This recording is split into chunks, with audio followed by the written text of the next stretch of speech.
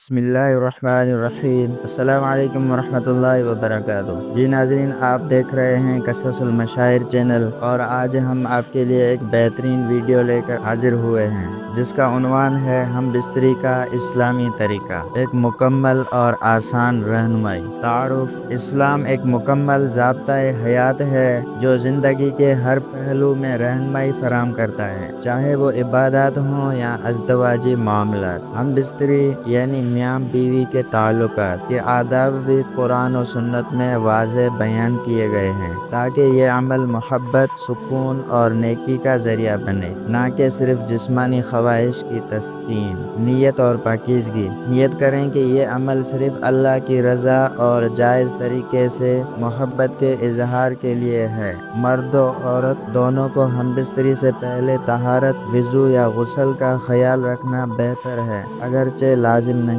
وقت اور ماحول: مناسب وقت اور ماحول کا انتخاب کریں جب دونوں ذہنی و جسمانی طور پر تیار ہوں۔ زبردستی یا ناپسندیدگی سے بچنا چاہیے، کیونکہ نبی صلی اللہ علیہ وسلم نے فرمایا، تم میں بہترین وہ ہے جو اپنی بیوی کے ساتھ بہترین ہو۔ نمبر 3، دعا پڑھنا: ہم بستری سے پہلے یہ مسنون دعا پڑھنا چاہیے: بسم اللہ، اللہم جنبنا الشیطان وجنب الشیطان ما رزقتنا۔ اللہ کے نام سے، اے اللہ ہمیں شیطان سے بچا اور ہمارے ہونے والے بچے کو بھی شیطان سے محفوظ رکھ۔ بخاری و مسلم۔ محبت، نرمی اور گفتگو: نبی صلی اللہ علیہ وسلم بیوی سے تعلق سے پہلے پیار، بات چیت اور قربت بڑھانے کی ترغیب دیتے تھے۔ اس سے تعلق خوشگوار اور محبت بھرا ہوتا ہے۔ پردے کا خیال: مکمل پردہ اور شرم و حیا کا لحاظ رکھنا بھی سنت ہے۔ میاں بیوی کا ایک دوسرے کو دیکھنا جائز ہے،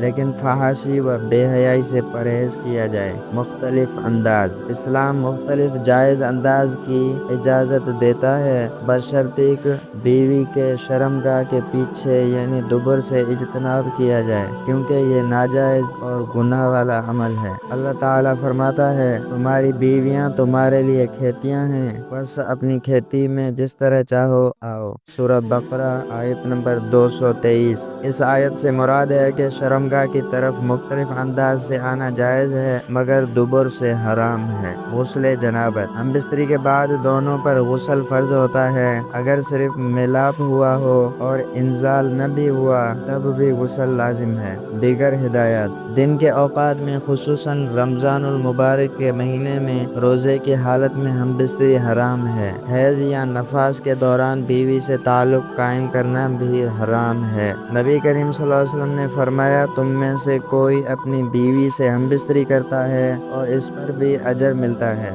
صحابہ نے حیرت سے پوچھا تو آپ صلی اللہ علیہ وسلم نے فرمایا، اگر وہ اپنی خواہش حرام میں پوری کرتا تو گناہ نہ ہوتا کیا؟ تو جب وہ اسے حلال میں پورا کرتا ہے تو اجر کیوں نہ ہو؟ صحیح مسلم۔ اسلام نہ صرف ہم بستری کو جائز قرار دیتا ہے بلکہ اسے عبادت بھی بناتا ہے، بشرطیکہ نیت درست، طریقہ جائز اور نرمی و محبت شامل ہو۔ یہ عمل صرف جسمانی نہیں بلکہ روحانی، جذباتی اور اخلاقی تعلق کو بھی مضبوط کرتا ہے۔ اللہ تعالی ہمیں اپنی ازواج کے ساتھ محبت، رحمت اور عدل کے ساتھ رہنے کی توفیق عطا فرمائے، آمین۔ جی ناظرین، یہ تھی ہماری آج کی ویڈیو۔ اگر آپ کو ویڈیو پسند آئی ہو تو ہمارے چینل قصص المشاہیر کو سبسکرائب کریں، لائک اور کامنٹ کریں اور اپنے دوستوں کے ساتھ بھی شیئر کریں۔ جزاکم اللہ خیرا۔ السلام علیکم ورحمۃ اللہ وبرکاتہ۔